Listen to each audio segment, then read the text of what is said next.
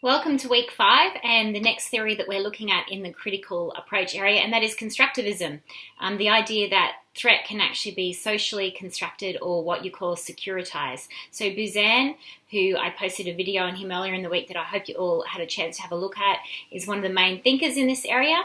And at the bottom of it is really saying, just because there's the existence of, guns, nuclear weapons, etc., that doesn't necessarily mean that something is a threat. Just because something has the potential to be a threat doesn't mean it is. So what does it mean to socially construct a threat, or for politicians or national actors to even want to get something on the security agenda? How does that happen? Why does it happen?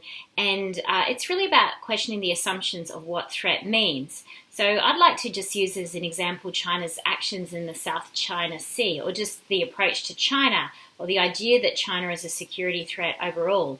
So if you take a traditional security approach, you might say, okay, look at China's build-up in the South China Sea and its aggression. So clearly China is a threat, and this is a case of trying to increase its regional power and be a rival to the US. And certainly there is a very strong argument, a traditional security argument for China and its actions in the South China Sea. So I'm not saying that's wrong, I'm saying that is an approach. However, if you look at constructivism and securitization, there are other possible arguments when it comes to China.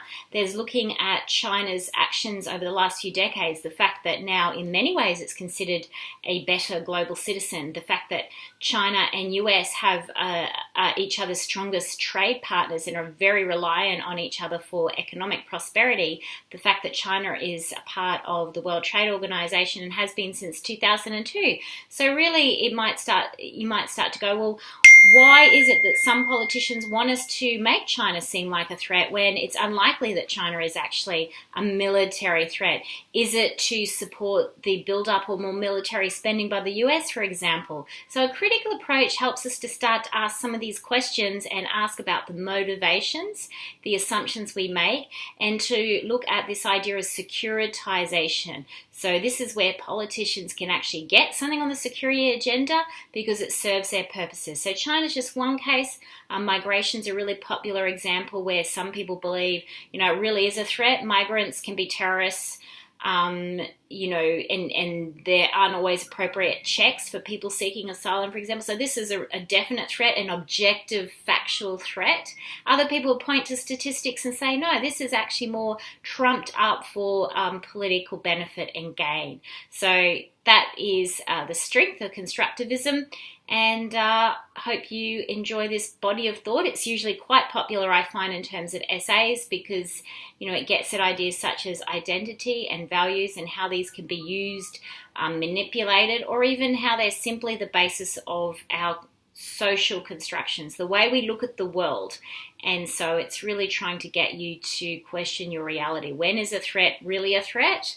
And when is it simply a perceived threat, whether that's encouraged by other people or just emerges out of our own sense of identity and values. And, we saw at the end of the Cold War, for example, what was probably once a real threat stopped being a real threat. But certain people who might have been born in that era, their whole identity and the whole way they saw threat was tied up with that Cold War era, so they probably couldn't possibly see a Russia or a communist country that was non-threatening. So these are just examples of some of the questions you might ask with constructivism. But definitely keep asking away on discussion board or posts or in your Q&A threads for assessments if any of this isn't clear. Thanks, everybody.